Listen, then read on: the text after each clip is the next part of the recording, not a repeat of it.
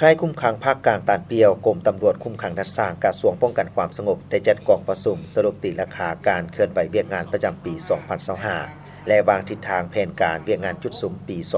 2026 ซึ่งได้จัดขึ้นวันที่ 19 มีนาคม 2026 โดยการเป็นเกียรติเข้าร่วมของทานพลจัตวารัศมีไสยคำหัวหน้ากรมตำรวจคุมขังดัดสร้างมีบรรดาหัวหน้าห้องค่ายคุมขังพร้อมด้วยนายและพลตำรวจภายในค่ายดังกล่าวเข้าร่วมท่านพันเอกศรีสมุทรธรรมวงศาหัวหน้าค่ายคุมขังภาคกลางตาดเปียวได้ขึ้นผ่านบทสรุปตีราคาการเคลื่อนไหวเวียกงานของค่ายคุมขังภาคกลางตาดเปียวในระยะ1 ปีผ่านมา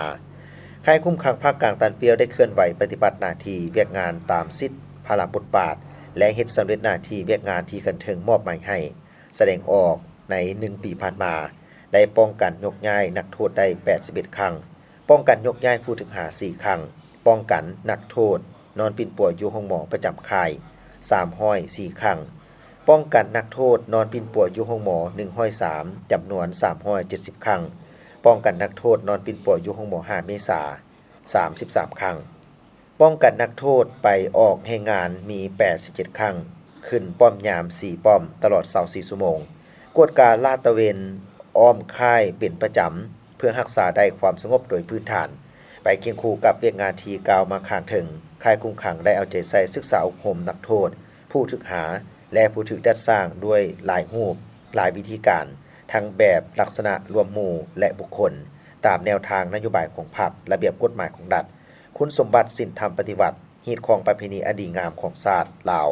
พร้อมทางฝึกวิชาชีพและทำการผลิตแก้ไขชีวิตการเป็นอยู่ในนั้นได้เล็งใส่การปลูกฝัง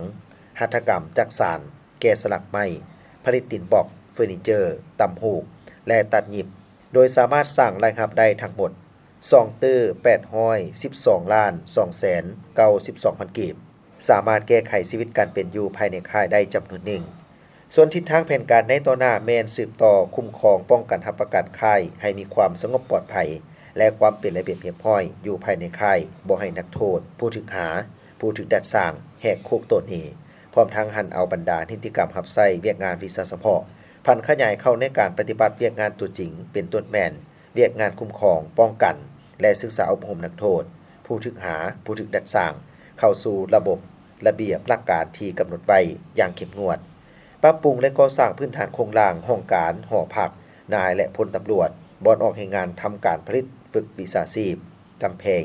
เส้นทางอ้อมค่ายและอื่นๆให้รับประกันความสงบปลอดภัยและสืบต่อจะตั้งปฏิบัติเวียกงานอื่นๆที่ยังคงค้างให้สำเร็จตามคาดหมายที่ได้วางไว้และในตอนท้ายของกองประชุมทานพลจัตวารัศมีไสยคำได้โอลมและเน้นให้พนักงานทั่วค่ายคุมขังภาคกลางตาดเปียวเอาใจใส่ปรับปรุงภายในกำลังให้มีความเข้มแข็งขึ้นเติมเพื่อปรับปรุงก่อสร้างทางด้านการเมืองแนวคิดมีจรรยาบรรณจริยธรรมเป็นกำลังประกอบอาวุธของพรรคเป็นกำลังตำรวจของประชาชนโดยประชาชนและรับใช้ประชาชนสุ่มใส่ปรับปรุงเวียกงานวิชาเฉพาะให้เข้มแข็งขึ้นกว่าเก่าโดยเฉพาะแมนเอาใจใส่คุ้มครองนักโทษผู้ถูกหาในด้านระเบียบวินัยเข้มงวดและคัดกลุ่มมีการจัดสรรเขตคุ้มครองแต่ละเป้าหมายอย่างละเอียดเพื่อสะดวกในการคุ้มครองติดตามและกวดกาเอาใจใส่ในการศึกษาอบรมแนวคิดต่อนักโทษดัดสร้างให้เขาเจ้าเข้าใจแจ้งต่อแนวทางนโยบายของพรรครัฐมีแนวคิดรู้สึกกินแหนงแข็งใจต่อการกระทำผิดของตนเองและกลับกลายเป็นคนดีสืบต่อแก้ไขชีวิตการเป็นอยู่ของพนักงานนักโทษดัดสร้างภายในค่ายให้ดีขึ้นสร้างพลาธิการกับทีด้วยการปลูกฝังเลี้ยงสัตว์ทำการผลิตเป็นสินค้าเพื่อแก้ไขชีวิตการเป็นอยู่ให้ดีขึ้นเรื่อยๆซุ่มใส่ก่อสร้างและปรับปรุงพัฒนาพื้นฐานโครงสร้างให้มีความรับประกัน